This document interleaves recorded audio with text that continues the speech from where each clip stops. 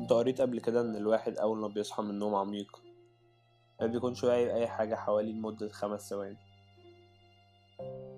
شعور غريب وفريد من نوعه. يمكن يكون العقل ساعتها بيحاول يتأقلم تاني في الحياة الحقيقية بعد ما اتخدع في الحلم بحاجات وهمية كتير. بس أنا أرحم لي أفضل طول عمري صاحي مغفلش ولا لحظة، ولا إني أعيش في حلم جديد كل يوم. مش مسموح لي فيه أختار الزمان ولا المكان ولا حتى الشخصيات. يعني ممكن تقولوا كده إن في يوم صحيت لقيت 5 ثواني دول ما بيخلصوش، الدقايق والساعات بتعدي وعقلي لسه مصمم إن الحلم مخلصش، لحد ما بقى وهم عايش فيه لمدة 2 كاملين. 2 ما كنتش واعي بالدنيا واللي فيها، 2 ما كنتش مدرك بنص الكوباية المليان اللي كميته بتقل يوم ورا التاني بسبب شرط صغير مخدتش بالي منه. 2 حابس فيهم نفسي جوا قفص محدش معاه مفتاحه إلا أنا. ضيعت فترة كبيرة من عمري بكافح فيها فكرة وهمية، بحاول أدور على تفسير أقدر أقنع بيه الأفكار اللي في مخي واللي بيني وبينها طار مش عايزة تنساه.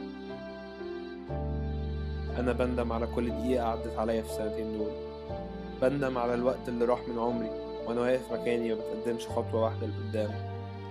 بندم على نفسي، على حياتي اللي كنت معتقد إنها هتتحسن لوحدها من غير ما يكون ليا أي رد فعل تجاهها.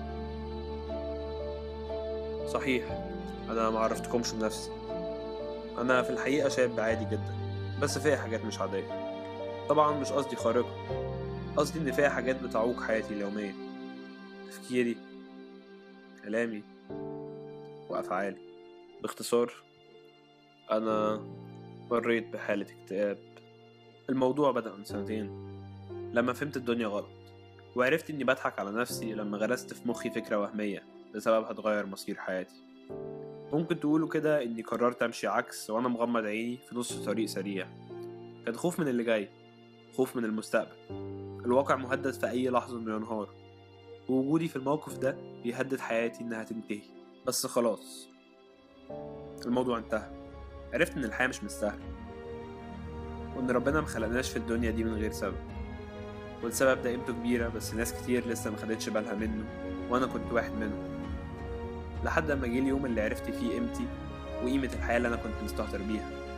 عرفت إن الواحد بيكون عايز يقتل حاجة جواه من غير ما يأذي نفسه أو يأذي غيره. الفرص في الحياة كتير، منها اللي يتعوض ومنها اللي عليه العوض. احلم وانت صاحي، اوعى تخلي حلمك وانت نايم يحدد مستقبلك.